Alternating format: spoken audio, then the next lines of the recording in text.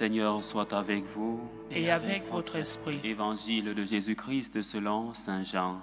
Gloire à toi, Seigneur. En ce temps-là, Jésus disait à ses disciples, « J'ai encore beaucoup de choses à vous dire, mais pour l'instant, vous ne pouvez pas les porter. Quand il viendra, lui l'Esprit de vérité, il vous conduira vers la vérité tout entière. En effet, ce qu'il dira ne viendra pas de lui-même, mais ce qu'il aura entendu, il le dira. Et ce qui va venir, il vous le fera connaître. Lui me glorifiera, car il recevra ce qui vient de moi pour vous le faire connaître. Tout ce que possède le Père est à moi. Voilà pourquoi je vous ai dit, l'Esprit reçoit ce qui vient de moi pour vous le faire connaître. Acclamons la parole de Dieu. Louange à toi, Seigneur Jésus. Qu'est-ce que les apôtres ne pouvaient pas porter avant l'arrivée de l'Esprit Saint? Qu'est-ce que les disciples du Seigneur ne pouvaient pas comprendre jusqu'à ce que vienne l'Esprit Saint? Tout d'abord, l'événement de la mort et de la résurrection du Seigneur. C'est quelque chose qui les a dépassés. C'était quelque chose de supérieur à leur entendement. Comment celui qui nous a dit qu'il était Dieu pouvait mourir comme un vulgaire bandit? Ils ont eu besoin de l'aide du ciel pour le comprendre, pour l'assimiler et pour diffuser. Ils ont eu besoin de l'aide du ciel pour proclamer cela avec une totale conviction. Donc, la première chose que les apôtres ne pouvaient pas porter avant l'arrivée de l'Esprit Saint, c'est le message de la mort et de la résurrection du Christ. C'était un message mystérieux, pas facile de déchiffrer. Comment celui qui a vécu avec nous, celui que nous avons vu faire des miracles, celui qui a multiplié des pains et des poissons, qui a guéri des malades, des lépreux, qui a expulsé des démons, qui a même ressuscité un mort. Comment celui-là pouvait mourir de telle sorte? Mais comment celui-là qui nous a dit qu'il allait ressusciter, comment pouvait-il mourir comme un vulgaire bandit? Mais ce n'est pas la seule chose dont parle le Seigneur. Il fait référence tout d'abord à ce qui était proche. Souvenons-nous que ce message, c'est un message avant la mort et la résurrection du Christ. C'est le message d'après la dernière scène où le Seigneur, avant le mont des Oliviers, fait comme un au revoir, mais avec une promesse, la promesse de l'Esprit Saint. Donc, ce qui était plus proche, c'était sa mort et sa résurrection. Tout ce que le Seigneur a fait, tout ce que le Seigneur a dit, tournait autour de sa mort et de sa résurrection. Mais cet esprit qui allait venir, allait non seulement faire comprendre aux apôtres le message de la mort et de la résurrection du Christ, mais un autre message. Le Seigneur dit que l'Esprit allait leur révéler la vérité dans sa totalité. L'Esprit de vérité, quand il viendra, vous conduira dans la vérité tout entière. Et cet Esprit, lorsqu'il est arrivé, les Écritures nous disent que les apôtres ont compris le message. Et c'est depuis ce moment qu'ils ont commencé l'évangélisation après la Pentecôte. Mais cet esprit continue d'illuminer son Église dans l'histoire. Cet esprit continue non seulement d'illuminer son Église dans dans sa structure générale, mais aussi nous qui sommes membres de ce corps mystique du Christ. Regardons dans l'histoire. Les dogmes, par exemple. Les dogmes ne sont rien d'autre que l'interprétation correcte de l'Écriture sainte.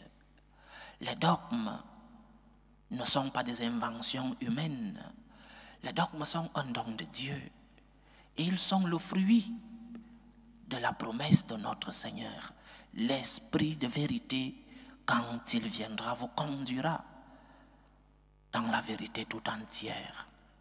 Donc, lorsque, tout au long de l'histoire, l'Église conduite par l'Esprit Saint proclame des dogmes de notre foi, ce ne sont pas des inventions humaines. Ce ne sont pas des inventions de l'Église pour justifier son autorité ou pour manipuler les consciences à sa convenance. Ce sont là des interprétations correctes des Écritures, mais des interprétations guidées par la lumière de l'Esprit Saint qui nous dira, nous promet le Seigneur, qui nous dira la vérité dans sa totalité. Donc, chers frères et sœurs, l'Esprit Saint agit dans son Église. L'Esprit Saint agit dans les membres, chaque membre de l'Église de notre Seigneur. Ce qu'il nous faut, c'est demander le don de l'Esprit Saint. Et l'Esprit, cet Esprit, pour nous faire comprendre ce que le Christ a fait et a dit, la doctrine du Christ, pour que cet Esprit nous fasse comprendre les faits, les actions du Seigneur et les paroles de notre Seigneur, il nous faut le don de la foi. C'est le premier don que nous devons demander au Seigneur. Seigneur, augmente ma foi. Esprit Saint, augmente ma foi. C'est parce que nous avons la foi que nous pouvons comprendre les actions et les paroles de notre Seigneur. C'est parce que nous avons la foi que nous pouvons porter, parce que l'Esprit Saint nous a déjà illuminés, nous pouvons porter le message du Seigneur. Nous pouvons le porter dans son entièreté. Pour comprendre donc le message du Seigneur, nous avons besoin de la foi. C'est pourquoi le premier don que nous devons demander à l'Esprit Saint, c'est le don de la foi. Augmente ma foi. Le don que l'Esprit Saint nous donne. Le don que l'Esprit fait naître en nous. Le don que l'Esprit engendre en nous. Le don que l'Esprit augmente. Le don que l'Esprit fortifie et qu'il alimente en nous. Le don de la foi. Ce don qui porte des fruits de la compréhension du message du Seigneur. Si nous n'avons pas la foi, nous ne pouvons pas comprendre le message de notre Seigneur Jésus-Christ. Mais si l'Esprit Saint ne nous donne pas cette foi, nous ne pourrons pas comprendre le message que le Christ a voulu transmettre. Nous devons donc demander à l'Esprit Saint ce don. Augmente ma foi. Parce que c'est seulement ainsi que nous pouvons comprendre. Et parce que je peux comprendre, je m'émerveille. Et parce que je m'émerveille de la grandeur de Dieu, parce que je m'émerveille de l'amour de Dieu, de son enseignement, de ses œuvres dans ma vie, je peux rendre grâce. Je peux avoir cette vertu de la gratitude qui me conduit à proclamer avec joie, avec courage, avec enthousiasme les merveilles du Seigneur, comme notre mère, la Sainte Vierge Marie, parce qu'elle a reçu l'Esprit Saint. L'Esprit Saint habitera en toi, parce que depuis l'incarnation, elle a été couverte par l'Esprit Saint. Elle a pu proclamer les merveilles du Seigneur. Gratitude. Donc, chers frères et sœurs, demandons à l'Esprit Saint le don de la foi, parce que nous aurons la foi, nous pourrons comprendre les merveilles du Seigneur dans notre vie et nous pourrons les proclamer. Nous avons besoin du don de l'Esprit Saint, car sans lui, nous ne comprendrons pas ce que le Seigneur a fait et ce que le Seigneur a enseigné. Nous avons besoin de l'aide de l'Esprit Saint pour que son Église, qui est l'instrument que Dieu a placé dans le monde, que son Église puisse proclamer ce que le Seigneur a fait, ce que le Seigneur a enseigné. Que le Seigneur nous aide, chers frères et sœurs, et qu'il nous prépare. Nous sommes déjà en préparation de la fête de la Pentecôte. Avant, il y aura l'Ascension et viendra la Pentecôte. Que l'Esprit Saint nous prépare, qu'il nous conduise, qu'il éclaire nos vies, qu'il nous fasse comprendre la doctrine, l'enseignement du Seigneur. Que l'Esprit Saint nous amène à la vertu de la reconnaissance, la vertu de la gratitude. Demandons la foi à ce Dieu que le pape Jean-Paul II appelait le Dieu inconnu. Nous prions le Père, nous prions le Fils, mais très peu de fois nous prions le Saint-Esprit. Demandons au Saint-Esprit de nous donner le don de la foi, ce don qui nous conduira à la vertu des saints, la vertu de la gratitude.